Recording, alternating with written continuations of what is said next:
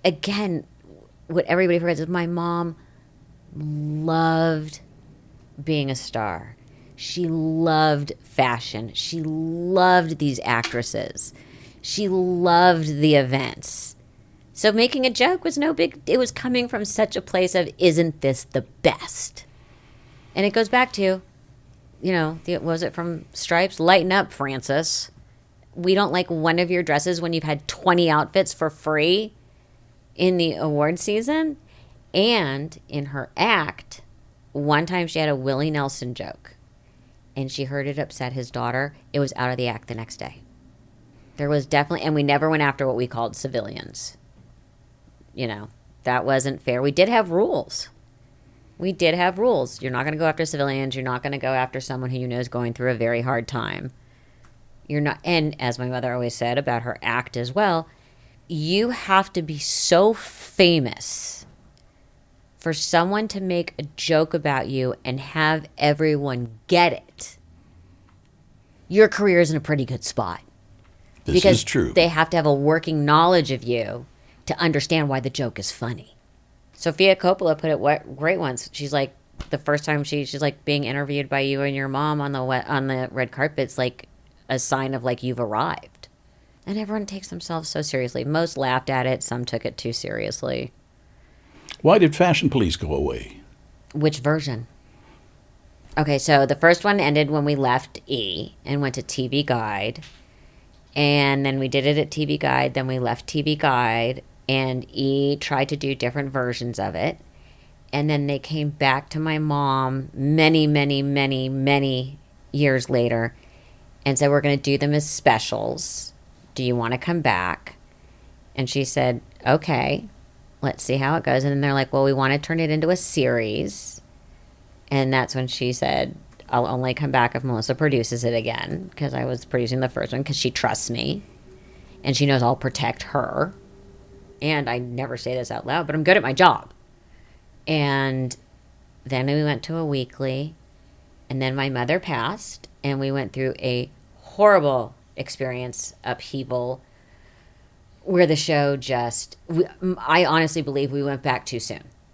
Everybody was still in so much pain because we were such a family. And they were going to start trying out different hosts, and they came, and I knew in my gut the only person that the fans would accept would be me. And I fought, and they weren't going to give it to me, and I called them and I said, I'm done. And 24 hours later, I had the show. And we went on for another 2 years, and then we became too expensive. As we always say, you can't spell cheap without an E.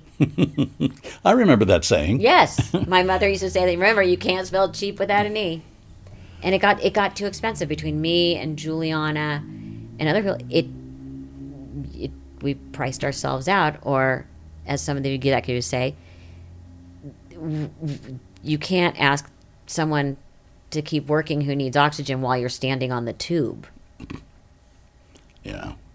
And I think they made a mistake. But you couldn't do it now because it's not PC.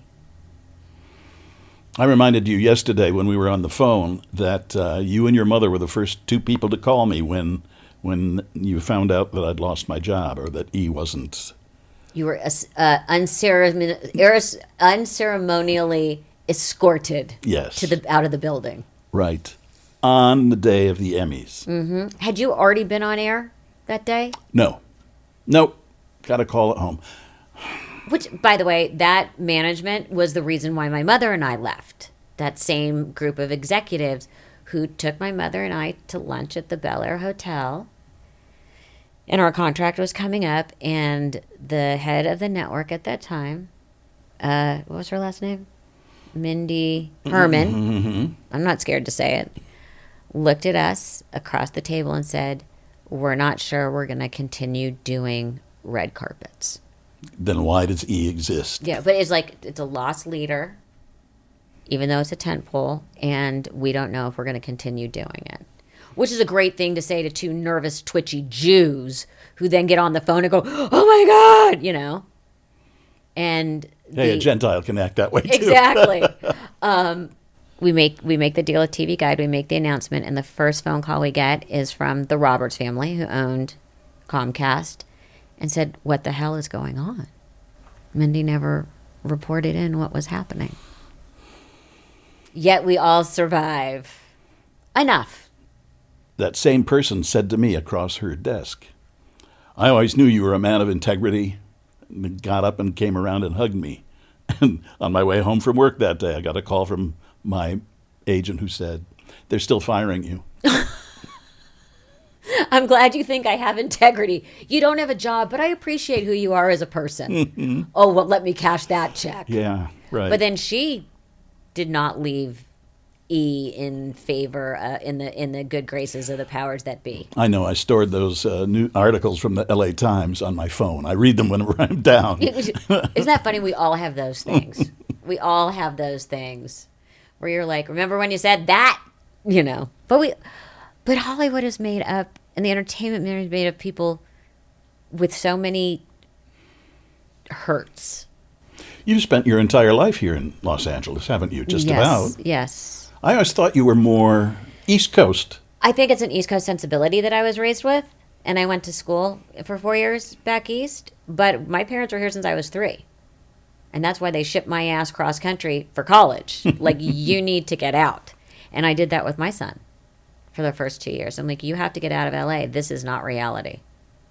This town has nothing to do with the real world. Isn't that funny? And people think it's the most wonderful place to come. No, and it is a wonderful place to it live. is. And you can do very nicely here. But I remember going back to when I moved back to Chicago, you tend to think, when you live here, you tend to think the entire world orbits around Los Angeles and New York. Mm-hmm. There are people in Chicago who couldn't care less about LA or New York. And by the way, I love Chicago, except in the winter. Except in the winter. Yeah, but I love Chicago. I think it's the second city. That's why Second City was called Second City. But I love Chicago. But what was so interesting, when Cooper first left for school and I was moving him in, and I was like, it was a small school. We were both in total culture shock because he's moving into Ohio, and he's like, "Oh my God, there are no cute girls." And I'm like, "Honey, it's because you grew up in LA. Give it till second semester." And then by second semester, he's like, "Oh yeah, there lots of cute girls." But you grow up in LA, it's so warped. As my mother would say, it's the 0.00001% of the girls that were pretty in their home, the number one pretty in their hometown. And that's where LA is just, and the men too. It's like, it's just not reality. It's not reality. And that's why I think it was so good that my son got out of here. Like, my parents literally, I remember sobbing hysterically on the plane flying to Philadelphia. I didn't want to go. And it's the best thing they ever made me do. My brother used to do the same thing. Steve needs to he was the oldest, I was the youngest. He needs to go away to school. Yeah. Get him out of the house.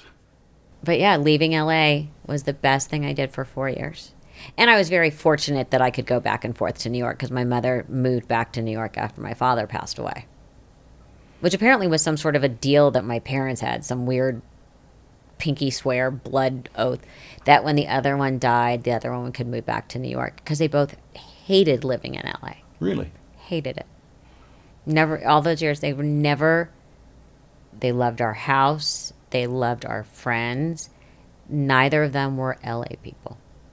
My mom used to joke the only time my dad didn't wear a tie was when he was asleep. Is there anything your mother left you that you treasure most of all? Apart from your personality and your sense of humor? Well, that's what I was going to go with. Yeah, I have. My mother was a very good artist. And one year we were sitting on the beach on vacation, and she did this little sketch of me and Cooper. And I have those two little and they were like on scraps of paper, because she would just doodle. And I have those framed in the house. I know, it's like, what would you grab if your house was on fire?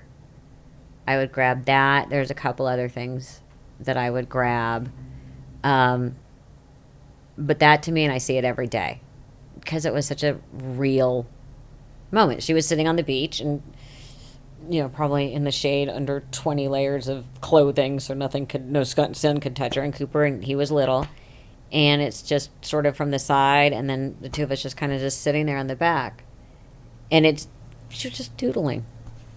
She was a great lady. Yes, she was.